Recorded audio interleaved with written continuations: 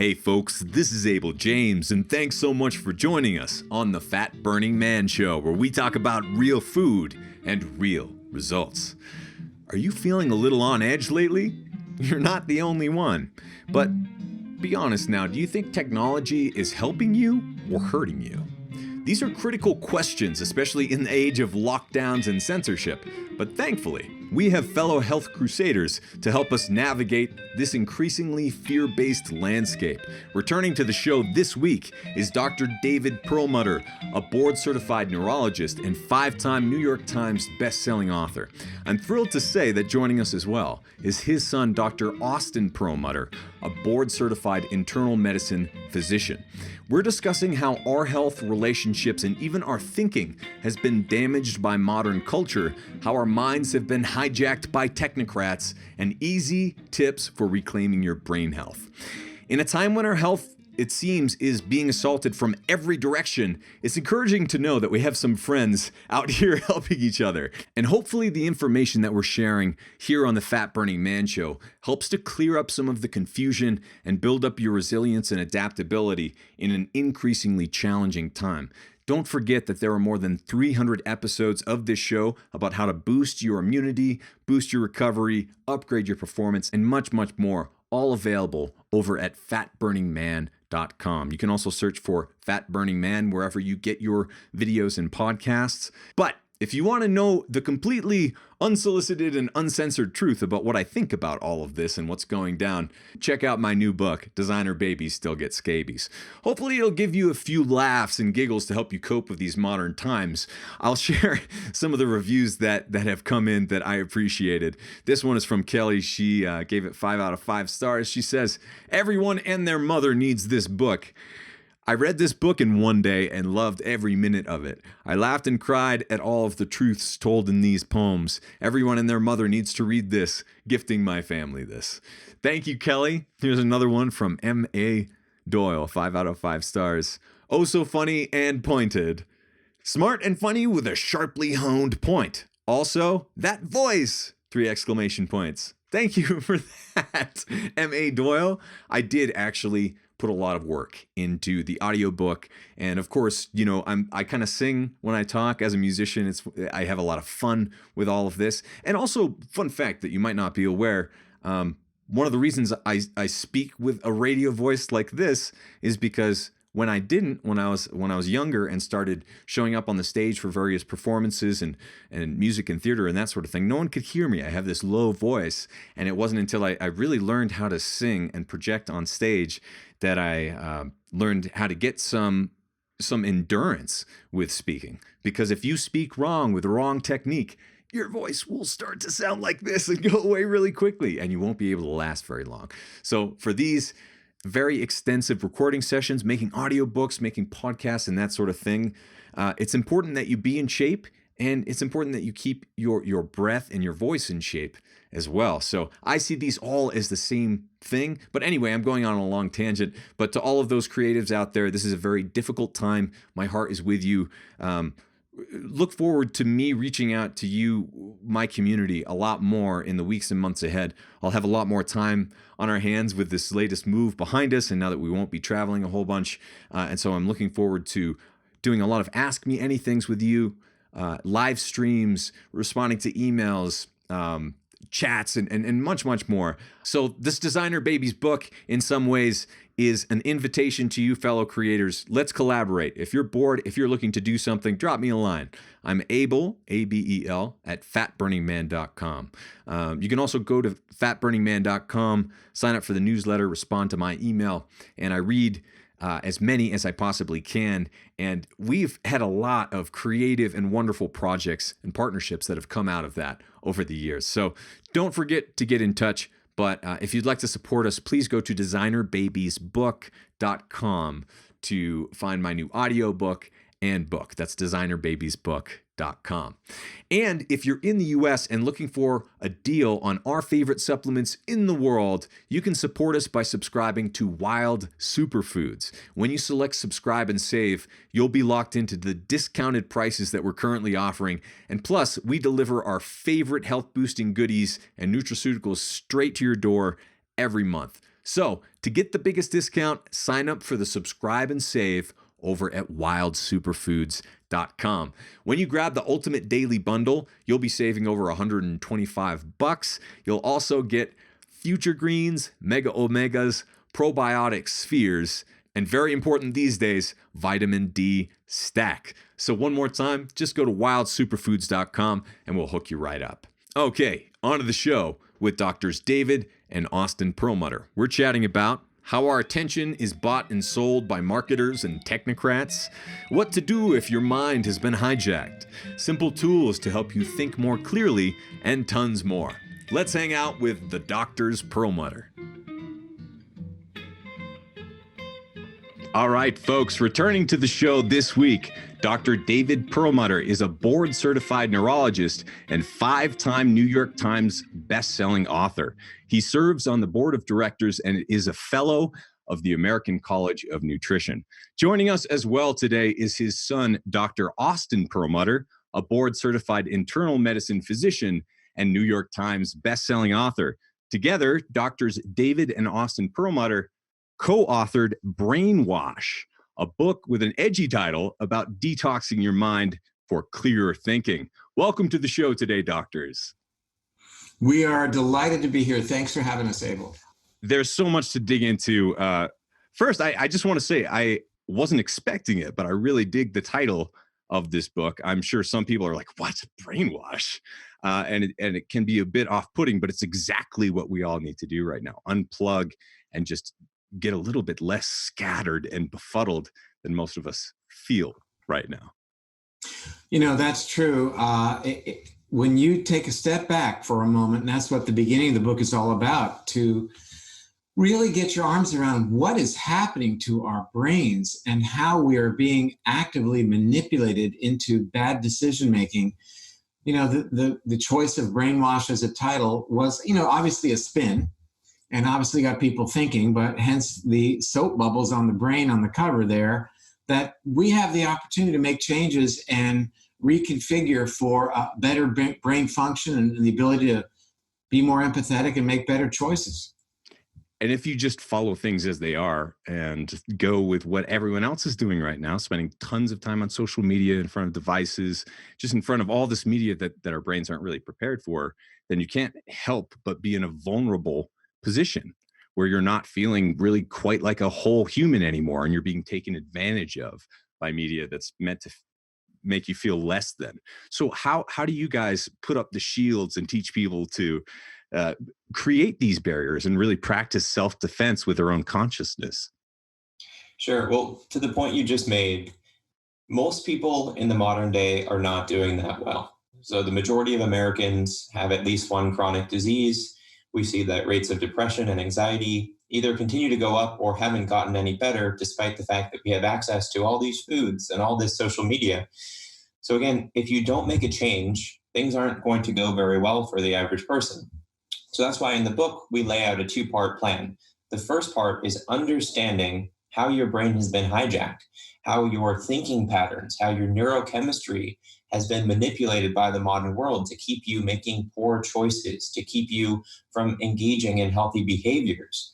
And so that's part one. You really got to appreciate those things before you can make changes. And the second part is giving the reader the empowering knowledge of how they can wire their brains for good choices, how they can use such aspects of the plan that we describe as nature exposure and certain exercise protocols and certain dietary ideas to allow them to wire their brain for good choices so that they then reach the things that people care about, which is being a healthy person, which is having good mental health. We can do this, but again, we've got to start by understanding where we've gone wrong and then building a brain for those better choices. And Abel, if I may, you know, it really centers on this notion of having people ask themselves, are the choices you are making day by day getting you to your goals? If your goal is to be healthier, to maybe lose some weight, maybe make better financial decisions, whatever your goals are you making the right choices? And, you know,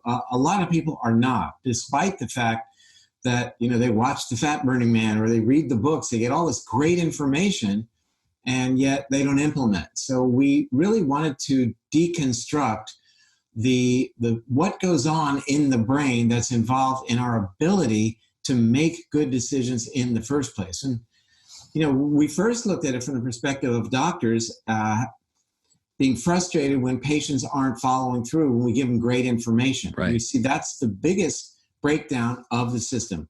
It's not that we don't learn a lot or try to transmit that information, but it's the implementation of that information where the system breaks down 50 to 80% of the time. And, I will say that as physicians, there's a tendency to blame the patient. Month after month, you gain weight, you're not doing what I told you to do, and what's wrong with you? And that patient points a finger at himself or herself in the mirror saying, gee whiz, why don't I do this?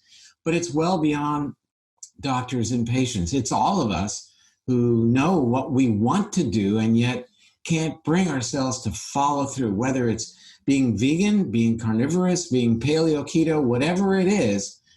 Read all the books you want, but if you don't make the choice to implement, what's the point? And with more information out there, more surface level, flashy information, it seems like we're more scattered than ever. And it's like, you've either got to be carnivore or vegan, nothing in between, because only the extreme sells right now. And only the extreme, finds its way to most people somehow. Yet here you are, two doctors who have been giving out the right information that works and gets results if only people put it into action. So to your point, why does it seem like it's getting worse instead of better right now? I think, as you mentioned, there's a glut of data. There's everyone's out there trying to make a name for him or herself with the latest dietary craze. And so, everyone has their bias that is going to make it hard for them to put out a message that is actually closer to the truth. And I'd say, you mentioned that we're putting out the right message. Let me say that I am pretty sure that my message is not 100% correct. Sure. Yeah. Because these things change over time. I need to be able to update my priors as evidence comes in. So if a big study comes out and says, actually, people who eat a little bit more of certain red meats have a lower rate of developing type 2 diabetes in this study, I need to incorporate that information into my database and update my view of the world. Yeah. What I'm seeing that's so concerning is that people choose a perspective, whatever that might be, and for whatever reason, whether that's carnivore, vegan, paleo, keto, and sometimes it is based on great evidence, but then it's really hard for them to question how that might be wrong. And so what winds up happening, and what we're seeing right now in the world of nutrition, is that there are these two camps, let's say carnivore and vegan. They're kind of the polar opposites of the eating spectrum. And they're just yelling at each other about why the other person is so wrong, as opposed to what I think we can objectively say is true, which is that there's information in the middle that we're missing. Mm-hmm. Now, why is that such a problem? It's one thing if you are a health influencer and you are really interested in sirtuin pathways or mTOR or whatever it might be, and you want to be able to apply that to optimize your health. You're trying to biohack yourself. Fantastic. But the average American is sitting out there trying to learn what is the basic thing that I can do to be able to achieve better health. And so something that I think you've done a really good job of is breaking this down to some very key and kind of well understood steps. One of the most important being, don't eat sugar. There is nobody out there saying we need more sugar in our diets. Well, there are some people, but you could argue they have their own bias. Sure. But you look at the fact that 68% of the 1.2 million foods that you find on grocery store shelves contain added sugar. And then you say, well, what is the benefit of that? Well, yeah, it makes the food maybe taste a little bit better in the short term. It makes it a little bit more addictive, but it's bad for our health. And I think we can all agree about that. Why does this matter? Is because if we're arguing with each other whether a pure carnivore or a pure vegan diet is best, maybe it would make more sense to say, let's agree to tell everyone that the first thing that they should do is limit refined carbs and limit sugar in their diet, because that's what the science clearly says. And then if people get past that step and they want to keep moving forward, maybe we can individualize a dietary plan that for some people might involve more red meat and other people might involve more plants. But looking at the available evidence as opposed to sticking dogmatically to these dietary trends that, let's be honest, aren't going to work for the majority of people because they're so extreme. And Abel, let me add to that. what Austin's getting at is basically people listening to each other. Yeah. Instead of locking into one mentality, let me hear what you have to say and let me learn from you, and you can learn from me, and we can come up with a new innovative idea. And maybe that's how we move the ball down the field. What we identified in our research is that, yes, the decision-making apparatus has been hacked. I want to break that down a little bit for you. To be simplistic about it, we know that it's certainly much more complex, but there are two main areas that are getting a lot of spotlight in terms of decision-making. One area in the front of the brain called the prefrontal cortex that allows for more thoughtful decision-making, thinking about the future, looking at evidence, determining or understanding right and wrong and long-term consequences, versus another area more primitive, the amygdala, and other areas, but we'll focus on the amygdala for now, which really is more involved with decisions that are impulsive and very self-serving right now. And what we learned is, even as we began to deconstruct the decision-making part, that it also turns out that this prefrontal cortex is also the part of the brain that allows us to do exactly what Austin just said, and that is experience cognitive empathy, to listen to other people's points of view, though they may be different from ours. Mm-hmm. And that is a huge issue in our modern world, as in right now. You are either in one camp or another. And as such, you either stay on one type of social media site or another. And these social media sites are really designed to lock you into one ideology, end of story. And that is in contrast to humanity's history, whereby in the marketplace, the agora, we would exchange ideas and come up with novel iterations of what people are saying that represents what we call progress. And when we lock into one mentality, we're not going to make progress, we're not going to solve problems, and we're only fanning the flames of this tribalism, this us versus them mentality, when we're behaving more from the amygdala or a more primitive-based part of the brain. And what we began to explore in writing Brainwash was, how do we connect to the prefrontal cortex, and how do various trappings of our modern world sever that connection and more lock us into behaving from the amygdala, more impulsive, more self-centered, more short-sighted, and more tribal-minded. And there's a tendency to think that more is better, and the busier we are, the better. But in fact, to engage and develop and nurture the prefrontal cortex and other more centers of advanced thinking, you actually need to step back and unplug and do more passive type behaviors, don't you? Exactly. I mean, who knew that if you want to be able to have great skill in terms of planning for the future, you've got to do your best to spend some time in the present each day, i.e. meditation. That is one of your best tools for reconnecting the prefrontal cortex, and therefore gaining this ability to plan for the future. And for example, there's this incredible idea that if you want to be productive and creative, you better stay up late at night, burn the midnight oil, and that's about the worst thing you can do for decision making and bringing online higher order brain areas for better executive function, better decision making. So you're right, and you are a great personification of what we're talking about. I'm not sure if your viewers know exactly about where you chose to live. You chose to live there. It's important. Yeah. But to really disconnect on the one hand, to allow you to reconnect on the other. Yeah, you need to create that space, I think, in order to really take the reins of your own life. And a lot of people find themselves, especially today, if you're following an online calendar, your phone's bossing you around, telling you where to be, what to do, what to think about, all of that all day long. You don't really create that space to realize that this is your life. This is your responsibility. And in fact, you can eventually, anyway, with enough work, set up your perfect day that includes those things like you talk about: nature, meditation. I know the two of you and me as well, music, fine dexterity, larger muscle groups, all these things. So what, if you could, what are some of the things that you try to pretty much work into every day as a daily practice?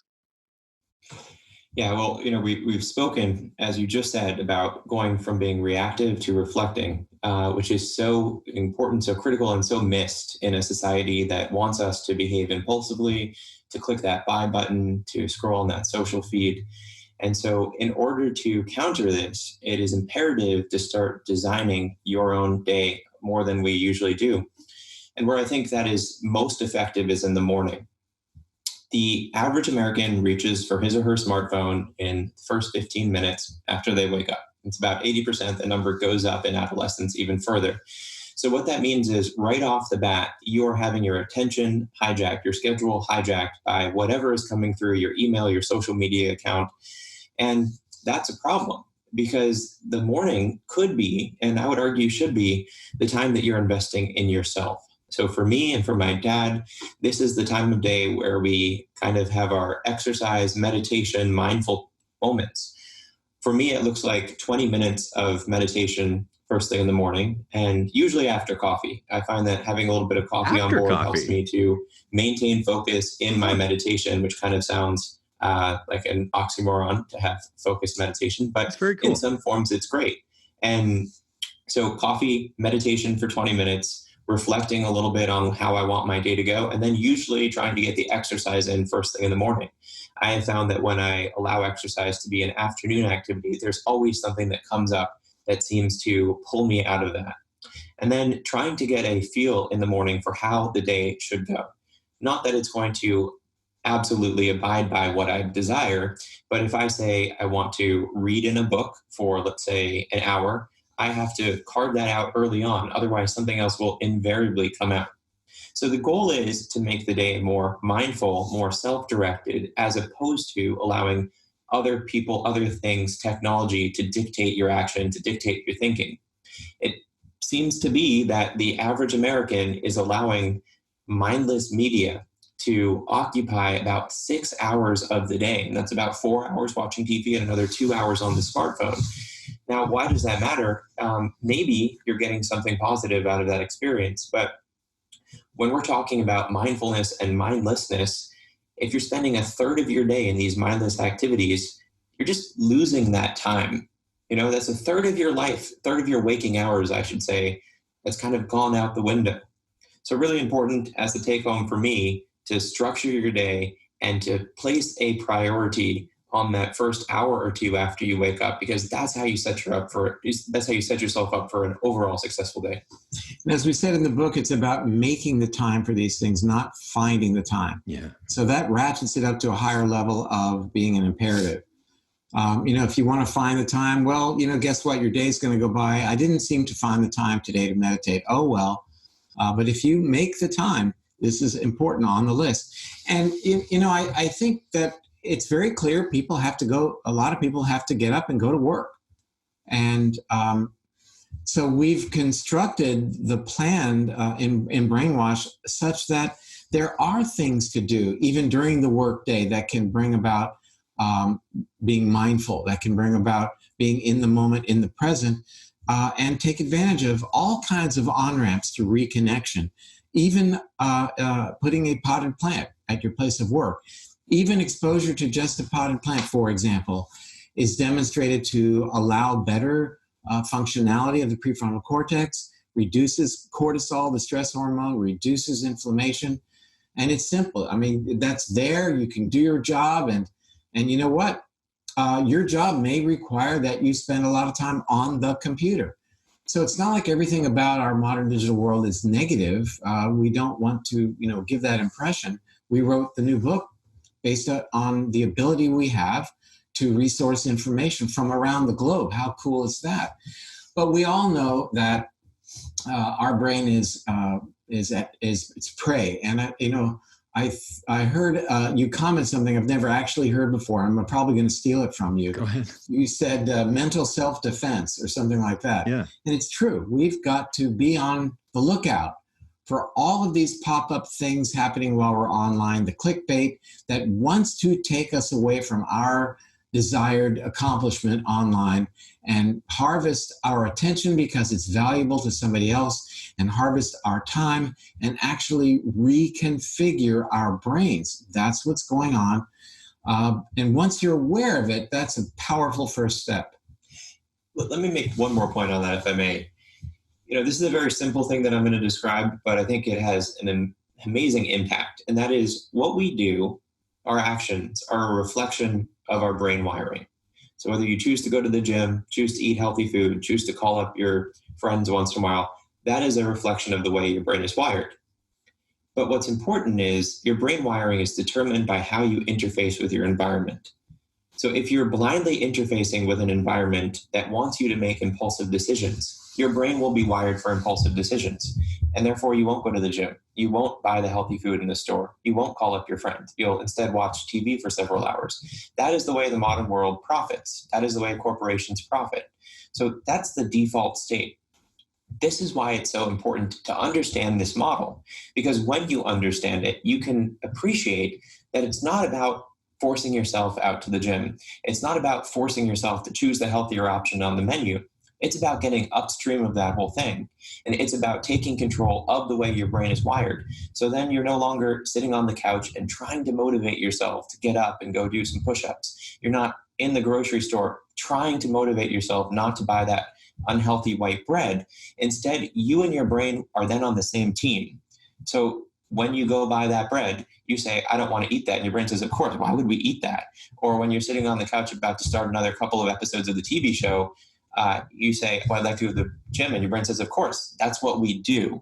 As opposed to, again, the default state, which is that you're fighting against your brain, trying to force it into making these better choices. So this, I believe, is a complete shift in the paradigm of decision-making that is so empowering for people listening, because it gets you outside of all of this motivation, willpower stuff, and helps you to build a brain that facilitates healthier decisions. And stop the self-blame. Why in the heck can't I blank, fill in the blank? Exercise, eat right, go to sleep on time, stop checking my feed. Why can't I do these things? And I think, as Austin said, when you get the realization that you're being manipulated, you say, you know what, best defense is a good offense. And I'm going to be proactive here and do things to regain control. This prefrontal cortex is really the adult in the room. And what we describe in Brainwash is how we can bring that adult back in the room to facilitate our ability to make these good changes in the first place. Austin and I, more Austin than I, are going to be working with a physician wellness program, not just for the wellness of the physician, but to help how she or he is able to interact with their patients. Again, recognizing that there's such a high percentage of time that patients don't follow through with good information that they've received. And we're proposing that, at the first visit with this patient who needs an aggressive diet for his or her diabetes or for weight loss, that at that first visit, we don't concentrate on the diet. But week one, we talk about making the brain, as Austin was describing, changing the brain so that it can be a better facilitator of the decisions that we will then layer on in the future. But maybe week one, we don't even talk about diet, but we talk about sleep. Who knew that sleep or lack thereof is probably one of the most powerful ways that we either connect to the good decision maker or we lock into the amygdala and our decisions are absolutely impulsive. So that might be the on-ramp that somebody might need. Now, we kind of live in this illusion that we're constantly and consistently progressing. But when we look at humanity and culture and our communities, we're not really seeing that. How do we help save the people who still have a chance? Well, to your point, we've seen that people are dying earlier in the United States in the last several years. We're slipping backwards. I think that people have this assumption that the world is set up for us to be successful, and it really isn't anymore. Not that it ever was exactly set up for us to be successful, but it was set up for us to evolve and to better manage our environment. But now the people are dictating our environment for us. So it's no longer enabling us to modify what we do for our success, because people are hacking into our thinking such that we no longer really have as much choice as to what is or isn't good for us. And when we talk about helping those who need it most, I think this is really what our research for this book comes into play for. And that is appreciating that in conditions, for example, diabetes, obesity, addiction disorders, what we see consistently is a dysregulation in the brain circuits that allow people to make good decisions. And, that's one thing to say. You go, okay, well, why is that helpful? Then maybe we can stop blaming people for making good decisions or for making bad decisions, and instead ask or say, this is just a reflection of the way your brain is wired. But the next step beyond that, which is far more empowering, is understanding how we have these levers that we can make interventions to our lives that affect our brain wiring, our brain neurotransmitter balance, the connectivity patterns of our brain, and therefore support people for better decision making. One of the things that we talk about in the book is inflammation. And the reason that both my dad and I are so excited about this is because recent data have shown us that it may be inflammation itself that is altering our thinking patterns. So we talk about inflammation in a variety of diseases. We talk about inflammation as a factor contributing to everything from coronary artery disease to diabetes. But we also talk about inflammation as a factor that might contribute to Alzheimer's disease. So then we say, wait a second, inflammation may affect my joint and cause me to have pain in my joint. Inflammation may affect my heart and cause me to have heart failure. But inflammation in the brain might lead to dementia. Okay, that's kind of interesting, because then it means inflammation might affect our thinking, given that dementia is characterized by worse memory, changes in our thought patterns. Then we look at the research that shows how inflammation can actually induce changes in our mood. So this is a far more short-run problem than is dementia, which develops over decades. It's saying that exposure to chronic inflammation makes us feel depressed. So they would say, wait a second, maybe mood isn't just something that is a problem with willpower or a problem with a person's ability to fight the problems with their mood. It's now a representation of inflammation's effects in the brain. But what we talk about in the book, which is literally coming hot off the press and is absolutely fascinating, is that when you induce inflammation in humans, when you give them an intervention like injecting them with LPS, which is a part of a bacteria, or certain types of vaccinations which cause short-term inflammation in the blood, you see that these people not only have higher levels of inflammation, but that these things are also correlated with more impulsive decision-making. So it's putting all of this into perspective and then trying to then bring that to bear into an intervention that you could give somebody who's making poor decisions. So what does that look like? Well, we know that exercise in moderation lowers inflammation. We know that moving away from a diet high in refined carbohydrates lowers inflammation. We know that nature exposure lowers inflammation. We know that mindfulness and meditation practices can lower inflammation. So now you're saying, let's get past all of these problems with decision-making as something we're going to blame you for. Instead, label that as an outgrowth of what's going on in your brain, and that we can intervene on that by lowering inflammation.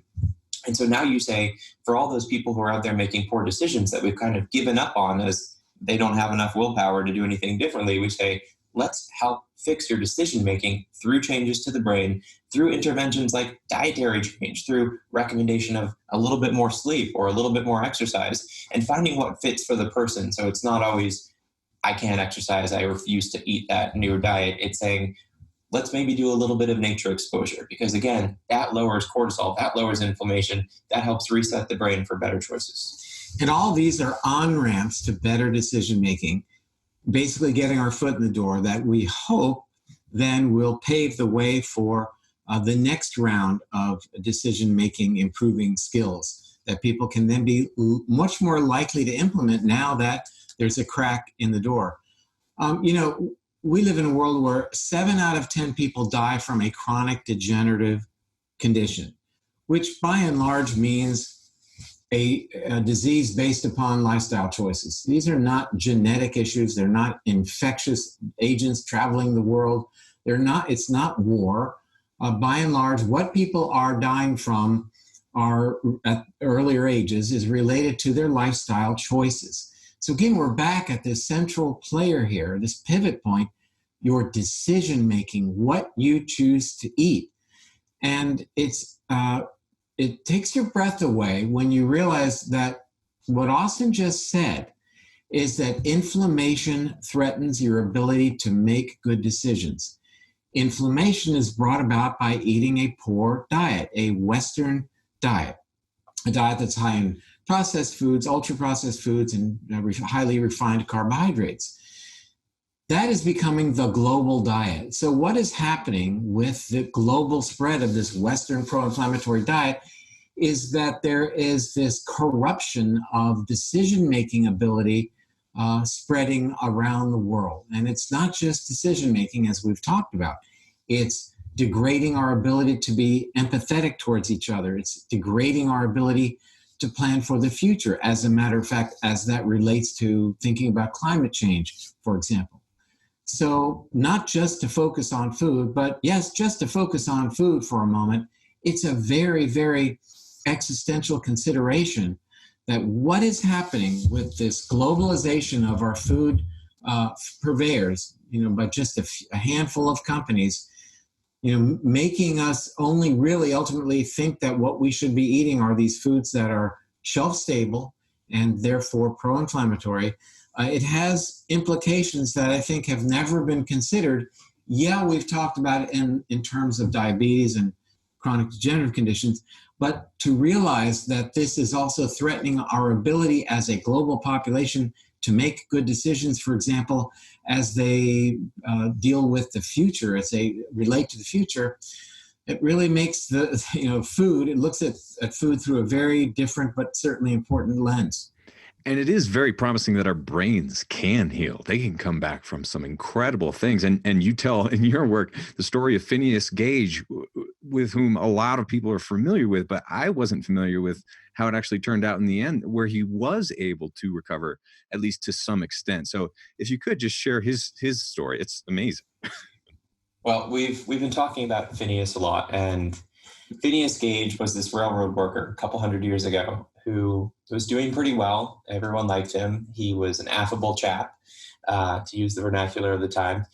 But he had a really unfortunate day one day, and one of the rods that they were using to lay this railway track actually blew up, and it went through his cheek and came out the top of his skull and literally blew a piece of his brain 100 feet away. And so, yeah, he had a bad day. And immediately after this unfortunate event, there was a physician present who said, I can see the pulsations in this person's brain on the top of the head. And afterwards, he was seen to really change in his behavior. So he was seen to become more capricious. He was seen to be more unkind to people. He was more irrational, more impulsive. And, incidentally, what they know now from reconstructions of his skull and from looking at his actual skull is that this steel rod actually went through and blew out a part of the prefrontal cortex, the part of the brain that enables us to be more rational, be more considerate. So this all makes sense. And that's helpful for us in being able to explain. It's one of the instances that we can say, here's how we know what the prefrontal cortex does, because you would never do this in a lab experiment, but sometimes in the course of human history, you get these natural experiments. Yeah. And while that was interesting, the piece that we talked about in the book, which I think was much more empowering, is that this gentleman, who had obviously a very rough go, was able to become a stagecoach driver in Chile and was doing pretty well and had gained back some of his social grace. And so it's an example of neuroplasticity in that the brain is able to respond to its environment, to rewire itself, to improve even after such a devastating event.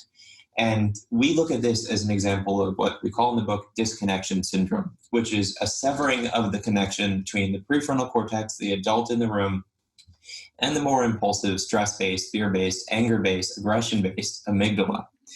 And so we talk about Phineas Gage as having an acute disconnection syndrome, which was induced by this rod going through his head. But, if he's able to start reclaiming some of that connection, reclaim some of the power of the prefrontal cortex, all of us sitting here have a bit of disconnection syndrome, and we don't have to overcome nearly that type of a barrier.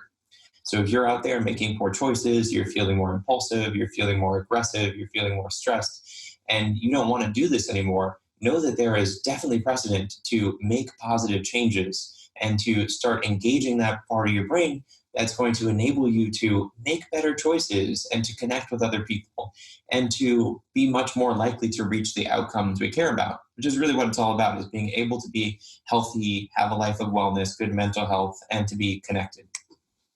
One thing I would love to ask you too about is Dr. David, we've talked about this a little bit on the show before, the value of music as a practice for brain health and maybe for lifestyle as well. But I know that for me, it's some of the best mental exercise I get is playing different instruments. That those small moves, the quick moves and things like that are a great complement to the deadlifts and, the big push pull movements and the sprints that so many of us know that we should be doing.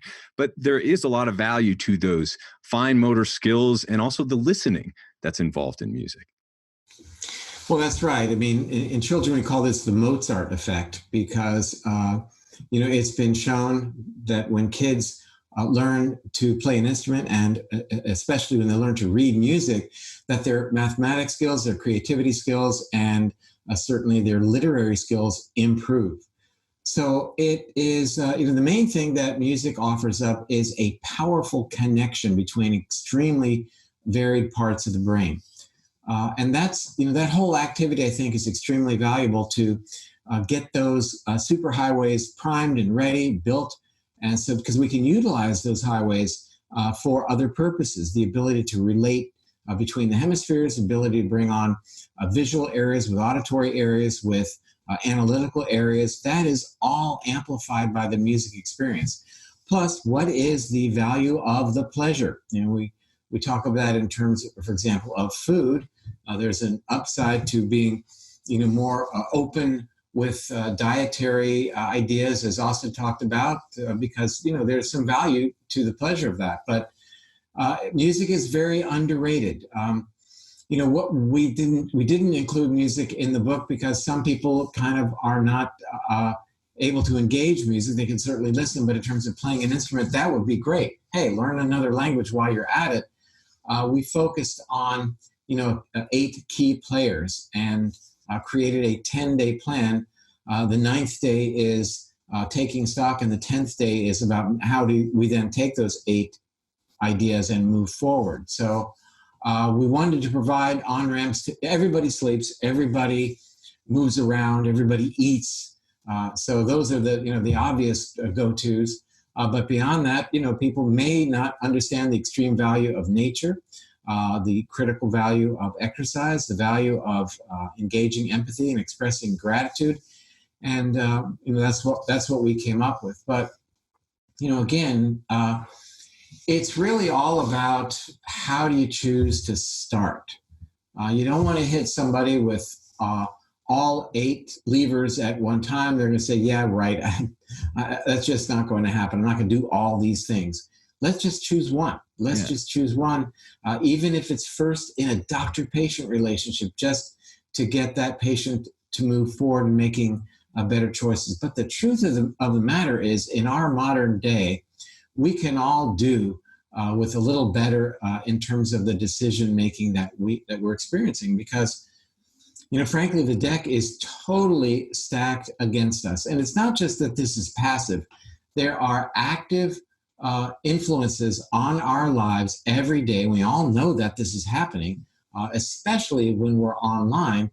Active attempts to hijack our attention for the betterment of those who would hijack us, and certainly not necessarily for our benefit.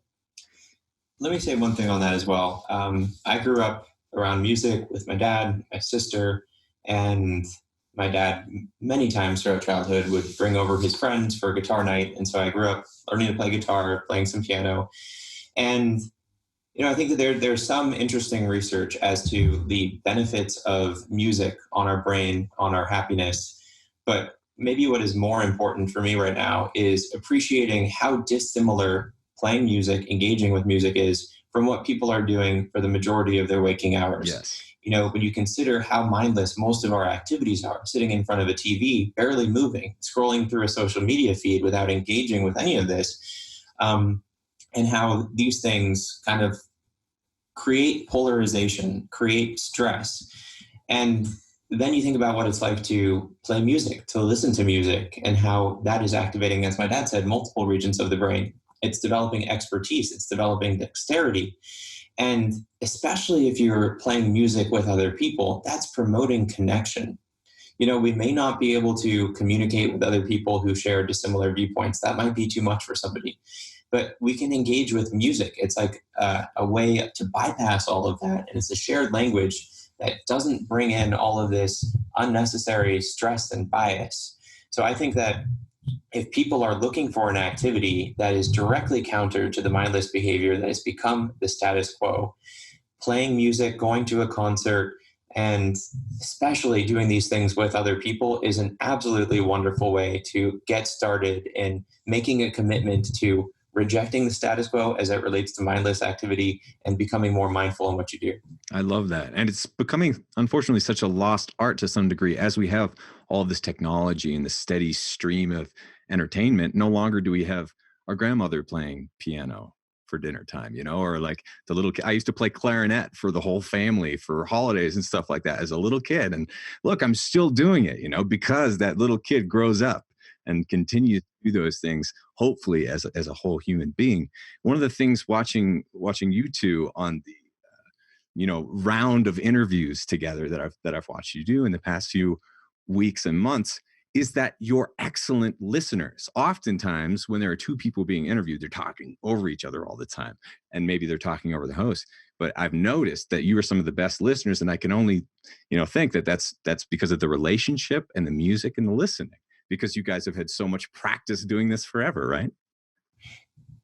And again, coming back to the central message of the book here, well, one of the central messages is that we can't assume that we've got all the information, that we know. I mean, I would say as much as I've learned from the book, I also realize how much I don't know.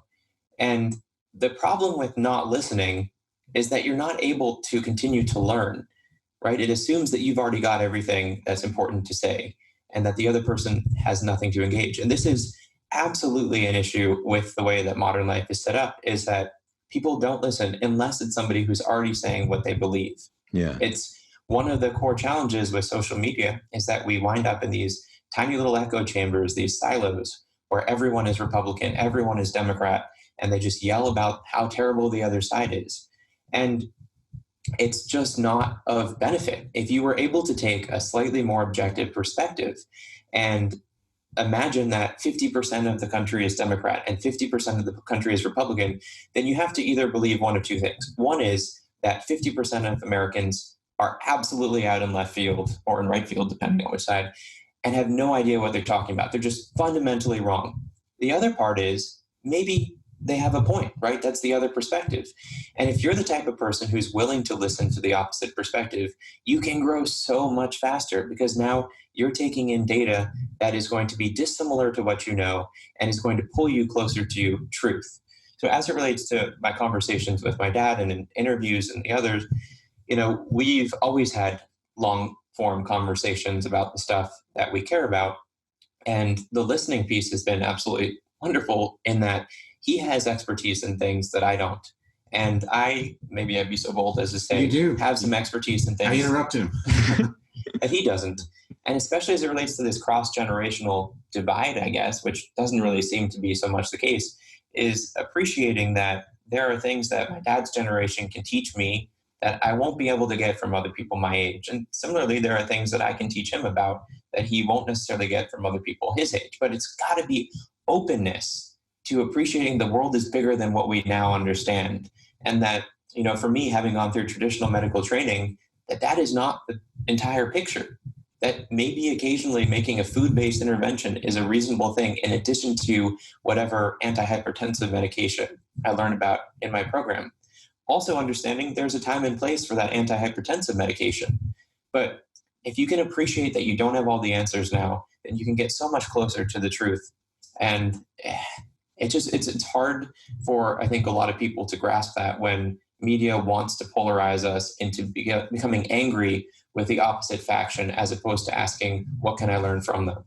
Well, my sense is that people are really kind of looking forward and appreciating when opinions are shared and we do hear the other side of the conversation. I'll tell you an interesting experience I had several months ago, might have even been a year ago.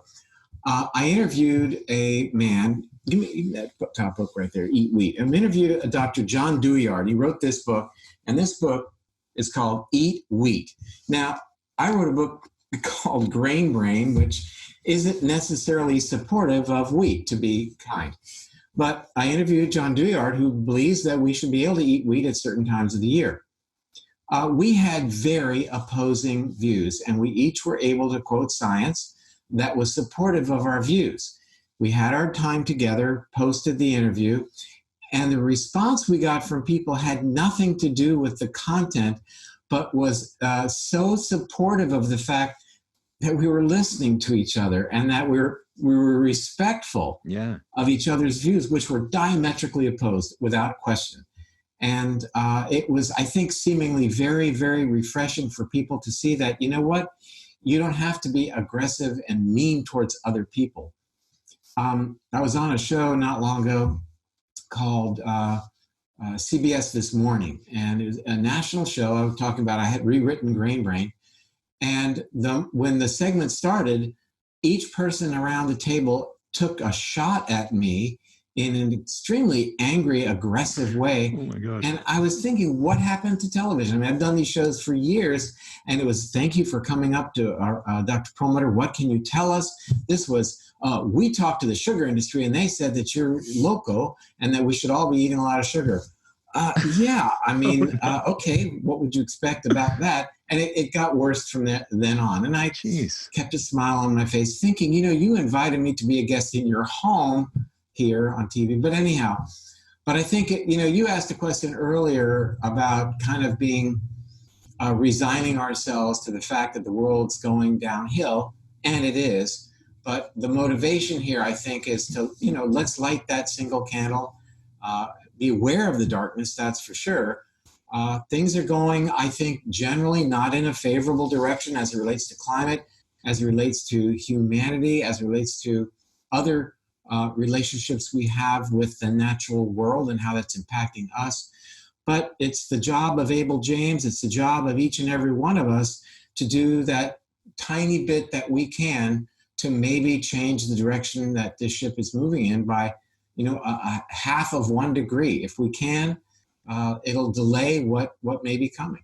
And it's a big responsibility, one that oftentimes we don't take seriously enough. But I think if people really want to clean up their lives and habits, build that perfect day, like you said, one step at a time, your book really will help people get there. So speaking of time, we're just about out. But before we go, can you please tell folks where they can find Brainwash, as well as what else you're working on?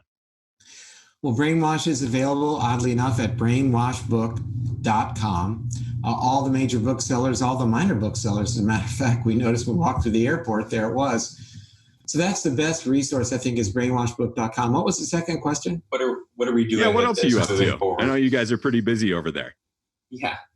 Well, we kind of alluded to this earlier, but the goal is to take this framework where we say that our decisions are a reflection of our brain, and we can modulate our brains for better decisions, and apply this to the medical care model. So to help providers appreciate the significance of this statement, and also to help them use this for their patients. Because, we said this early on, most of the time, patients don't stick to the advice recommended by their provider. And despite this, providers keep hammering at this, trying to give more information, trying to convince the patient that, if you don't lose weight, you're going to have heart problems. People know this, right? People know that it's not healthy to eat donuts. People still eat donuts. So it's time to move beyond that. And what we're trying to do is create a template, create a framework that enables providers and enables patients to have these types of tools to allow them to question why they make the decisions they do, get rid of the blame, and start wiring their brains for better decisions. Right on. Well, I am very glad that you Perlmutters are multiplying, because we need you more than ever. So anyone who's listening or watching, please check out Brainwash and the Perlmutters' work. Thank you so much for coming on the show once again. Thank you for having us. Thank you. This episode is brought to you by Wild Superfoods. Big news! After 3+ years of non-stop tasting and testing, our brand new real food health supplements from Wild Superfoods are finally ready for you. Now, what does wild mean anyway? Well, we work with the laws of nature, not against them. We avoid anything artificial, genetically modified, or overly processed. Whether you need real food nutrition from fruits, veggies, and stress-fighting adaptogens in future greens, vitamins from Vitamin D Stack, balanced omegas in Mega Omegas, or immune-boosting probiotics in Probiotic Spheres, we have got you covered. Our shelf-stable nutraceuticals are of uncompromising quality, and they're convenient options for traveling, camping, emergency and disaster preparedness, as well as daily supplementation for optimal health. At Wild Superfoods, each of our products is lab-tested for purity and potency and formulated according to the latest cutting-edge developments in research, science, and medicine. Guaranteed nutrition no matter where you are. That's our promise to you, and we look forward to hearing how you like Wild Superfoods. And as a listener of Fat Burning Man, you can save over $80 on a one-time purchase or save over $128 when you select subscribe and save. On top of that, you'll get free access to our coaching and meal planning community, the Fat Burning Tribe, which is normally $27 a month. All you have to do is head on over to wildsuperfoods.com. All you have to do, type it in right now into that menu bar on your phone, tablet, computer, or anything else, VR goggles you might be using right now. Just check out wildsuperfoods.com. Thanks for listening. We'll see you there. Well, hey there, listener. This is Abel one more time, and I just want to say thank you for listening to this episode of the Fat Burning Man Show. If you liked it, don't forget to hit that subscribe button wherever you might be listening to or watching this show right now. And if you have a second, please leave me a quick review for the Fat Burning Man Show. I read every single one of them, and every time you leave a review, it gives us a little boost in the rankings, and that helps other people find this show. And if you can think of someone else who might enjoy and benefit from this free show, please take a second to share it with a friend or a family member. And if they're like, what is this Fat Burning Man thing? That's a really silly name. You could be like, you're right, but here's the deal. We've recorded over 250 episodes of the Fat Burning Man Show with thought leaders in health from all over the world. And so far, we've won 4 awards, hitting #1 in health in more than 8 countries internationally. We have more than 30 million downloads already, but we're just getting started. I can't believe any of this, by the way, and couldn't do any of this without you, so thanks once again. But here's some more good news. You can download and listen to every single episode of the Fat Burning Man Show for free with 0 outside advertisements, no outside sponsors, and no corporate overlords. All you have to do is type in fatburningman.com. We'll give you a second here just to type it in, fatburningman.com. And you'll get all the show notes, transcripts, and video and audio versions for all the past episodes of the Fat Burning Man Show for free. Better yet, enter your email at fatburningman.com, sign up for my newsletter, and I'll even send you a quick start guide so you can take your health into your own hands right now, along with a few of our ridiculously tasty recipes as a special thanks for signing up. Once again, just go to fatburningman.com right now, enter your best email to get your free goodies with a bonus surprise straight to your inbox. This is Abel James signing off. Thank you so much for listening once again, and have a great week.